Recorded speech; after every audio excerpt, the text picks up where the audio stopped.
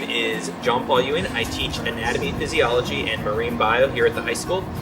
Today for our backpacking cook-off, I will be cooking chili mac. It's really gourmet stuff where I mix 2 ingredients, chili and mac and cheese, and it's amazing.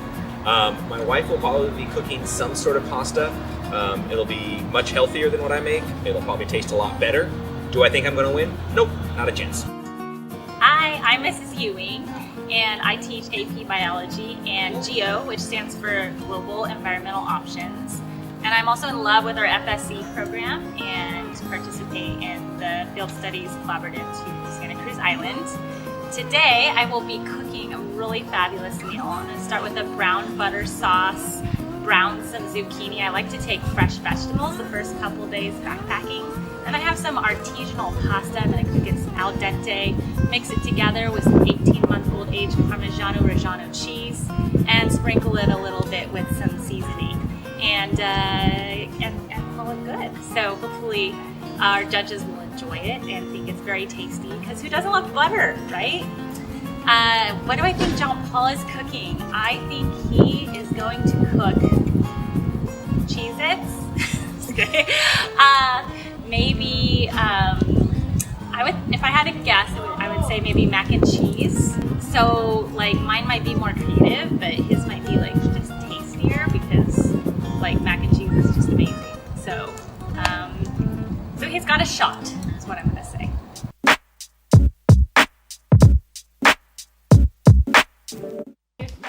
All right, I'm cooking a backpacking meal, so we got to use backpacker stove, the fuel, a cool stove. So I don't like to start cooking without some of my favorite tea, sweet and spicy, good earth. So I'm gonna start a little cup of tea. So good.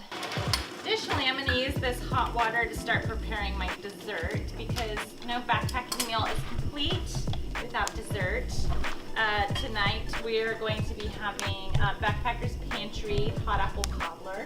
I'm not going to follow directions because I'm a rebel, so we'll see how it works. Decided to go with deluxe because that's just how I roll. We don't mess around if it ain't deluxe, it ain't delicious. You want to try that? It says no eating. Do not eat. Do not eat. I do read some directions. I've got a pouch of cheese. This is no artificial dyes, no artificial flavors. It just looks like nuclear waste, but it tastes delicious. Oh, I really think that when you're a teacher, you're part of a community, and it doesn't really actually feel like a job, because it's kind of like your role in the community.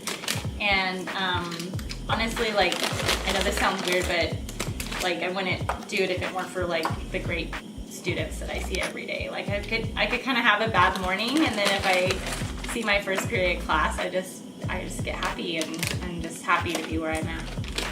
That definitely doesn't feel. I never look at the clock and I'm wondering how many more minutes. It's not like a 9-to-5 job where like the clock is dragging on forever. It's usually when you look at the clock and you're like, oh my god, I got 3 minutes left.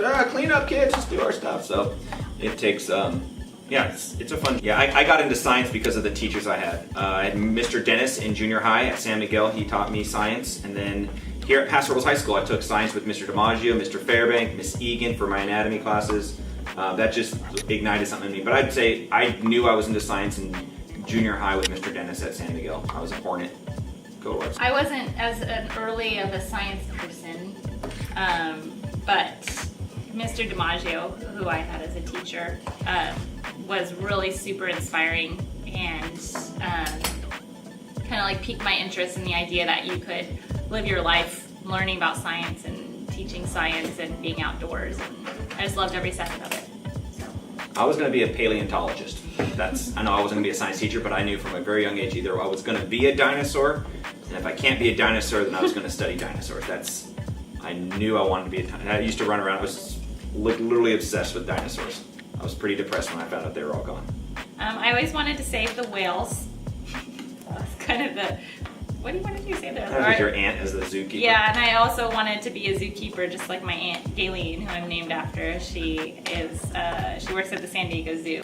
So here I'm creating my my veggie and butter sauce. I'm gonna be adding some garlic salt to it. Usually I'd have like smaller little pouches of stuff. This is just cheese. Some garlic salt for some flavor here.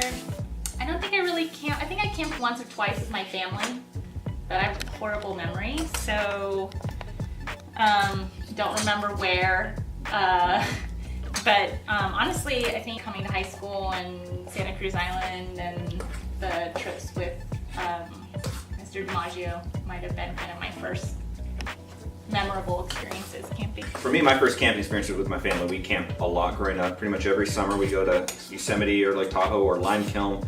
Just car camp, typically, put the stuff out. I loved it growing up. I have vivid memories of me peeing in a can or my sister peeing in a can. I could hear it. I'm like, we literally had this rusty coffee can that was like a thing. So gross. It's so gross. I'm like, just go out to a tree. I don't know. You're camping, but whatever. Mine is pretty much ready. Mine's ready in like, I don't know, 5 minutes or so. I have some plating to do. I would say keep it simple. Like I said, mac and cheese is my favorite backpacking meal. It's from the box. It's delicious. Kind of depends on how you're backpacking too. If you're going to be backpacking where water's an issue, you have to pump all the water. You don't do things that take a lot of water. Or if you're going to be backpacking a long time, like things like this took a lot of stove to heat. You typically want to make a meal that you can literally cook 1 pan of water and that uses for everything. So kind of cleanup is something I always think about too. The best part about backpacking is actually dinner time, because you see these like group of students that maybe don't even cook that much at home, and then they're like trying to figure out like how to cook their food, like, you know, with camping equipment, and it's just really entertaining, and we definitely don't skip the opportunity to make fun of that. Yeah, we had that one student, Frankie, I remember a while, many years ago, but he was constantly, every time at mealtime, he'd somehow sabotage his group's meal, just accidentally kick over their stove, and they just lost their noodles into the sand, or literally accidentally dumped the wrong thing into it, so it was like this ongoing, Frankie! She mentioned plating. Let me show you my plating here. There you go. I'm short of 4. Oh, there you go. There you go.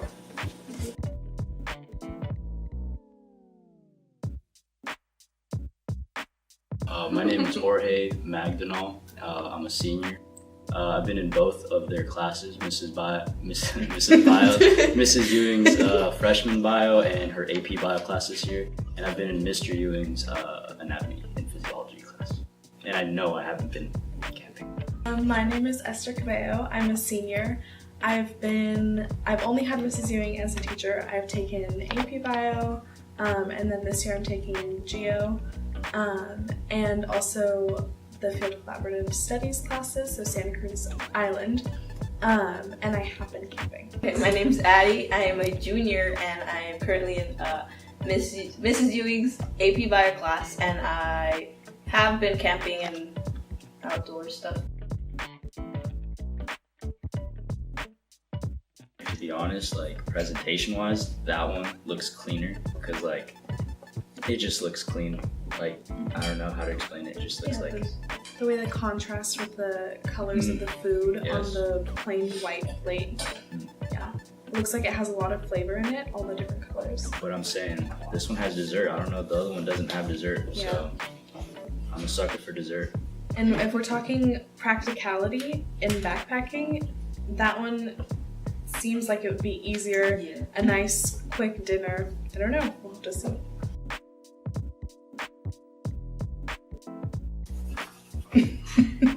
Dig in. Oh, okay. This is so weird because you guys are just like looking into the cameras right now. It's fine, you have to make eye contact. Oh my god. This is actually good. So who cooks at home? Okay. I feel like this one's gonna be more diety than that one. This one's fun pasta. So what is this called? The top line. Copper? That's apple cobbler. Cobbler. This is alright. Yeah. Wow. Yeah. I'm not really a dessert person, to be honest. Okay. I just hate sweet stuff, but this is I can tolerate this. It's not bad. For backpacking food. This was made like in a bag? Yeah. Oh, what the? Honestly? I can't make this better at home, so Okay. not gonna lie, I'm pretty excited. I'm kind of sketched out because there's like red dots on it. But let's see. No, Miss Ewing, I'm sorry. You gotta get your chemicals in for today. My chemicals? I like it. I'm not a fan of mac and cheese, but I actually like it. Gas. That's what I like, gas. That means good. It has a good consistency, and I really like the flavor. So.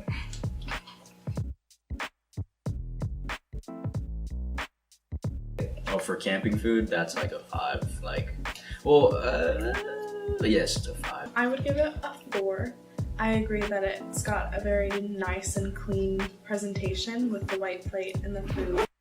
I would have appreciated maybe a garnish on top, but I say I give it a 5 because it's like clean. Because there's like those blob of mac and cheese and it's just white. So I think it's good. It's like I give it a 4. Pretty good. Pretty dope. I would give it a 3. I say I give it like a 3.5 because, well, my plate there was like cheese. I'm like getting close to the dessert, and then, like I'm picky with foods touching each other, so I'm like. Like Mrs. Ewing's is more complete because she's got dessert, an entree, dessert, and a drink. He just has that. But I mean, it's pretty solid that by could be itself.